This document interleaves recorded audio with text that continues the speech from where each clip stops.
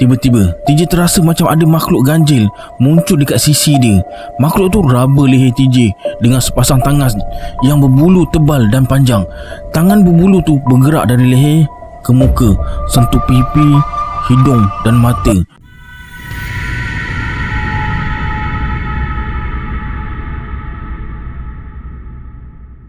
A'udzubillahi minasyaitonirrajim. Bismillahirrahmanirrahim. Assalamualaikum semua. Kembali lagi bersama saya Syarul. Terima kasih sebab ada klik video ni. Semoga yang menonton video ni ditambahkan rezeki dan dimudahkan urusan di dunia dan akhirat.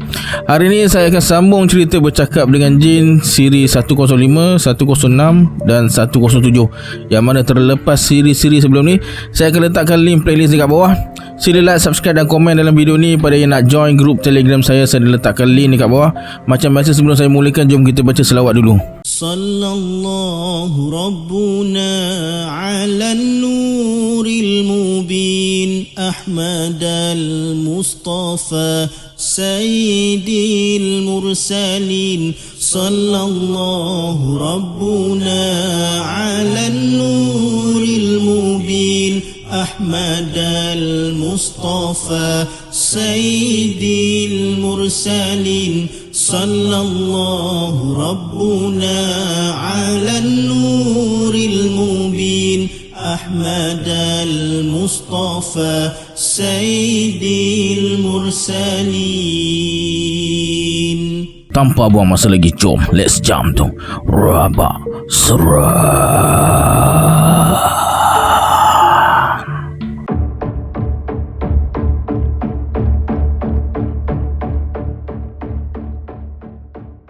Datuk TJ tak berkata apa-apa. Dia kelihatan tenang sambil mulutnya bergerak-gerak baca ayat-ayat suci.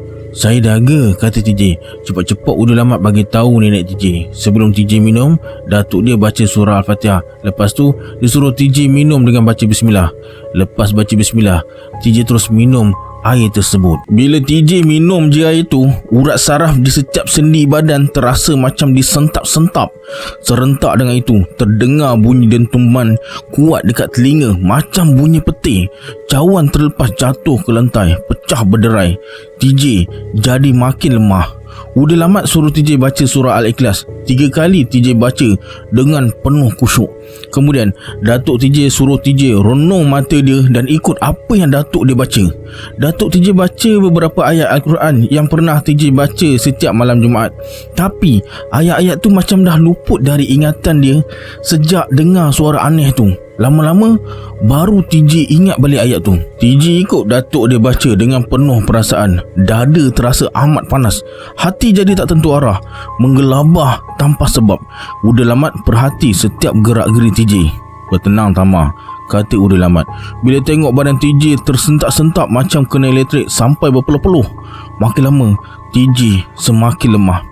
TJ rasa berada dalam keadaan fana dan sepi. Antara fana dan sepi itu, TJ nampak bayang-bayang nipis keluar dari bahagian dada dia, berpusu-pusu ke sebelah kiri dan membentuk diri dia sendiri. TJ nak bersuara tapi tak boleh. Mulut macam dikunci. Cuma tangan dia je yang terkapai-kapai ke kiri dan ke kanan. Datuk TJ dan Udah lamat tak sedar dengan apa yang terjadi. Bayang-bayang nipis yang menyerupai diri TJ tu terus bergerak ke pintu rumah. Berdiri dekat ambang pintu, kemudian tengok TJ sambil menangis. Lalu hempaskan diri pada jenang pintu sampai berdarah kepala dan muka. Tiba-tiba bayangan tu bertukar jadi Amjad Kamal sambil munculkan diri depan Datuk TJ. Datuk TJ terus baca beberapa ayat dari surah Ali Imran. Bayangan tu terus berkecai dan hilang di bawah udara keluar rumah sambil tinggalkan jeritan halus yang cukup nyaring.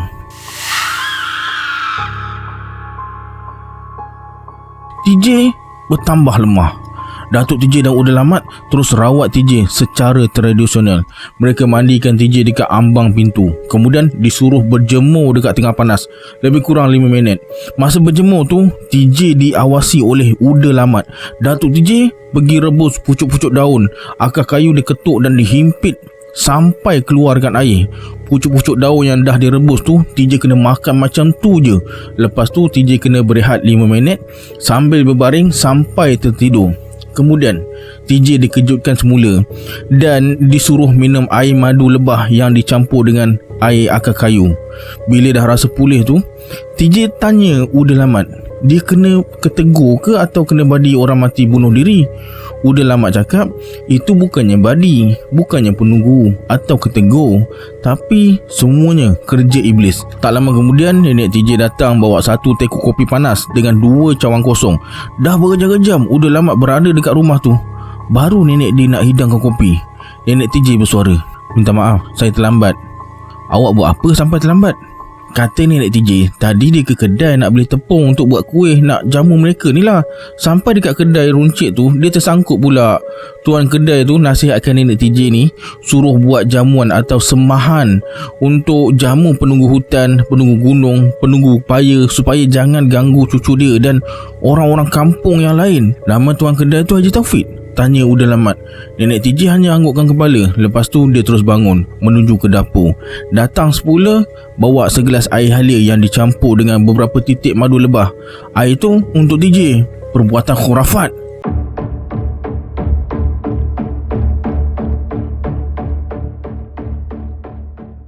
Lepas berbual panjang, Uda Lamat minta diri untuk pulang. Datuk TJ berdiri di ambang pintu sambil menyorot langkah Uda Lamat hingga hilang dari pandangan mata dia. Dia macam harimau, sembunyikan kuku. Siapa yang Tok maksudkan? Uda Lamat. Kenapa Tok kata macam tu? Menurut Datuk TJ, Uda Lamat ni orang berilmu tapi ramai yang tak tahu kebolehannya. Dia selalu merendahkan diri. Sebenarnya Uda Lamat tu pengasas sebuah sekolah Arab dekat Selangor. Disebabkan semangatnya yang meluap-luap menentang Inggeris, dia ditangkap. Bertahun duduk dalam tahanan dekat Singapura, Morib dan Melaka. Bila dibebaskan, dia terus buka kedai buku-buku agama dekat Pulau Pinang dan menulis buku-buku atau kitab-kitab agama. Datuk neneknya orang sini. Bila dia tak meniaga, dia terus menetap dekat kampung ni, jadi petani dan tumpukan kerja pada hal-hal kebajikan dan keagamaan. Kamu kena berguru dengan dia, Tama, kata Datuk TJ sambil bangun tinggalkan TJ dekat anjung rumah. Alhamdulillah, dengan izin Allah, berkat doa dan usaha dari Datuk TJ dan Uda Lamat, TJ dapat kikis ingatan peristiwa ganjil yang telah dialami. Batang tubuh dan wajah Amjad Kamal tak lagi bermain di ruangan mata masa dia duduk mengelamun sendirian. Dalam waktu tertentu, terutama menjelang waktu senja, TJ akan terserempak dengan agam melintas dekat kawasan belakang rumah. Bila terserempak macam tu, mereka tak berkata apa-apa. Kadang-kadang baru terniat nak bagi salam, agam terus hilang sekelip mata je. Bila TJ bagi tahu datuk dia pasal tu, Datuk TJ nasihatkan dia supaya berhati-hati. Sejak kejadian tu, TJ dan Uda Lamat semakin akrab. TJ selalu pergi rumah Uda Lamat. Dia memang handal tentang sejarah Islam. Nama pahlawan dan pemimpin Islam dari zaman Nabi sampai sekarang terkumpul dalam kepala dia. Tak hanyalah tentang apa sahaja yang berhubung dengan keagungan dan sebab-sebab keruntuhan Empire Islam, dia akan jelaskan dengan terperinci sekali. Setiap kali TJ tinggal ke rumahnya, Uda Lamat selalu ingatkan dia supaya perbanyakkan solat sunat. Menurut Uda Lamat, bila kita banyak buat solat sunat, secara tak langsung kita akan dekatkan diri dengan Allah dan Allah akan bagi kekuatan zahir dan batin. Kita akan terlindung dari gangguan iblis dan syaitan.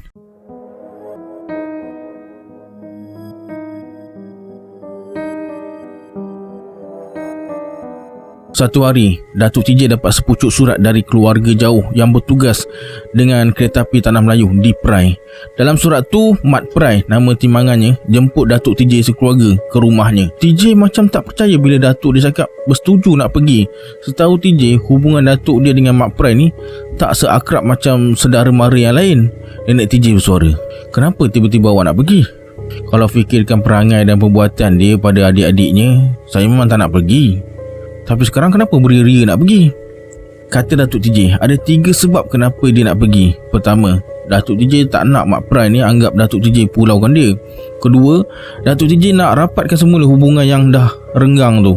Ketiga, Mak Prai dah mengalah dengan menulis surat kepada Datuk TJ. Mungkin dia dalam kesusahan sekarang.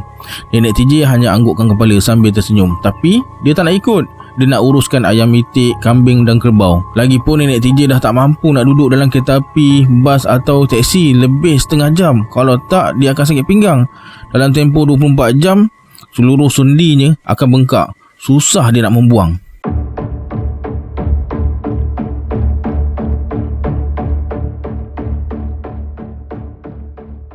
Waktu TJ dengan datuk dia berangkat ke Perai, nenek TJ hantar mereka ke perhentian bas dekat Pekan Kecil dan siapkan buah tangan untuk Mak Perai serta bekalan untuk TJ dengan datuk dia. 3 jam kemudian mereka pun sampai dekat Perai.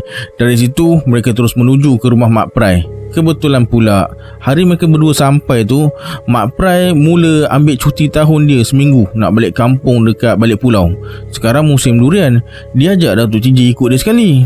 Kata Mak Prai, dia ada dengar cerita pelik musim durian ni. Buah durian yang luruh waktu malam hilang. Ingatkan ada orang curi. 3 tuan punya kebun durian alami masalah tu. Mereka berjaga malam. Bila terdengar bunyi durian jatuh, mereka berkejarlah ke perdu durian tu. Bila sampai, cuma bekas je yang ada. Dekat tempat durian jatuh tu, mesti terjumpa sehelai daun sirih hutan yang tercalik kapur. Perkara ni kau dengar dari orang atau kau tengok sendiri? Saya sendiri alami perkara tu, Ayah Halang. Cuba ceritakan pengalaman kamu pada aku. Kata Mak Prai, bila nampak daun sirih dan kapur tu, dia tercium bau kapur barus dan bau telur tembelang. Tiba-tiba, dia terasa seram. Bulu roma terus meremang. Tapi bukan sebab tu Mak Prai panggil Datuk TJ kemari. Dia panggil Datuk TJ sebab nak suruh Datuk TJ ni jadi orang tengah untuk damaikan antara Mak Prai ni dengan adik dia. Hubungan mereka berdua ni dah bertambah jauh sekarang. Datuk TJ bersuara, itu senang. Kau mesti mengalah dan betul ansur dengan dia. Walau apa pun, kau sabarlah dulu. Aku lebih berminat dengan cerita durian di balik pulau yang jatuh terus hilang tu. Petang tu, lepas solat asar, TJ, datuk dia dan Mak Prai sekeluarga bertolak ke balik pulau. Mereka selamat sampai di rumah yang dibina oleh Mak Prai di kampung Pondok Upih. Malam tu, seperti yang dirancang, lepas solat isyak dan makan malam, mereka bertiga iaitu Datuk TJ, TJ dan Mak Prai siapkan lampu suluh, parang panjang dan golok sebelum berangkat ke tempat yang dijanjikan. Sampai dekat halaman rumah, Datuk TJ terus tepuk tanah 3 kali. Kita melangkah sekarang, kata Datuk TJ. Datuk TJ jalan depan, Mak Prai belakang sekali TJ. Setiap kali melangkah, TJ rasa macam ada sesuatu ikut dia. Tiba-tiba bulu roma dia meremang. Dalam gelap malam tu, TJ terpandang benda putih, bentuknya macam batang pisang, berada di awang-awangan. Anehnya, bila TJ perhati betul-betul, benda tu terus hilang. Akhirnya mereka sampai di pondok durian. Mak Prai segera perkenalkan 2 orang pemuda berusia lingkungan 25 hingga 26 tahun yang dia upah untuk jaga dusun durian tu. Mereka ni memang berani, ada sikit-sikit ilmu dunia, sebab tu Mak Prai upah mereka. Salah seorang pemuda tu bersuara, tak apalah abang Mak Prai, sebab abang dah ada, biarlah kami balik. Kenapa? Marilah kita tunggu sama-sama. Memang dah begitu janji yang dibuat. Kalau abang Mak Prai ada, kami mesti balik. Kalau dia tak ada, kami ambil alih tempatnya. Ada benda-benda pelik. Abang tengoklah sendiri. Mereka berdua terus tinggalkan tempat tu. Angin malam yang bertiup tenang membuatkan TJ rasa cepat mengantuk. Tanpa buang masa, TJ terus baring atas lantai pondok. Mak Prai terus kira buah durian dekat kaki tangga yang dikumpulkan oleh kedua pemuda tadi. Datuk TJ pula periksa kawasan sekitar pondok dan akhirnya pergi mandi dekat perigi. Tiba-tiba, Tolong saya, Ayah Lang, tolong! TJ terkejut dan terus bangun bila dengar jeritan Mak Prai tu. Serentak dengan tu, lampu minyak tanah yang tersangkut pada tiang pokok terus padam. Kulit durian berterbangan kena badan TJ sampai luka-luka badan dia. TJ terpaksa merangkak dalam gelap. Jeritan Mak Prai tak kedengaran lagi. Dia mengerang macam orang tahan sakit yang amat sangat. TJ terus panggil datuk dia beberapa kali, tapi datuk dia tak dengar. Dalam keadaan huru-hara tu, TJ terdengar bunyi paluan kompang dengan bunyi orang bersorak. TJ terus merangkak dan meraba dalam gelap. Entah macam mana dia boleh terlanggar dinding pondok yang dibuat dari tepas sampai terkopak lalu terjatuh ke atas tanah. Walaupun sakit, TJ cuba bangun dengan berpaut pada tiang pondok. Dia tak dapat bergerak ke mana-mana sebab suasana gelap sangat. Tiba-tiba TJ terasa macam ada makhluk ganjil muncul dekat sisi dia. Makhluk tu raba leher TJ dengan sepasang tangan yang berbulu tebal dan panjang. Tangan berbulu tu bergerak dari leher ke muka, sentuh pipi, hidung dan mata. Kemudian makhluk tu terus peluk TJ. Sedaya upaya TJ meronta. Kaki dia tersepak sebatang kayu. TJ pun rendahkan badan dan ambil kayu tersebut. Dengan sepenuh tenaga, hujung kayu tu TJ hentakkan ke tubuh berbulu. Dalam gelap tu, TJ terdengar suara orang mengeluh tahan kesakitan yang amat sangat. Sepasang tangan yang berbulu yang peluk TJ tadi terus lepaskan pelukannya. TJ terus merangkak dalam gelap, tak tahu nak pergi mana. Dalam merangkak tu, TJ terlanggar Mak Prai. TJ minta lampu suluh. Mak Prai cakap dia letak dekat tunggul pokok merbau dekat sebelah kanan pondok. Nak tak nak terpaksalah merangkak dalam gelap tu nak pergi ambil lampu suluh. Suasana malam dekat pondok durian tu membuatkan bulu roma TJ meremang dan tak sanggup lagi dia nak merangkak. Dari setiap sudut kebun durian tu, TJ dengar suara orang ketawa dan menangis.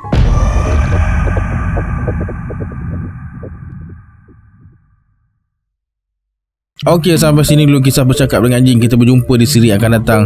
Saya Syarul. Assalamualaikum. Adios.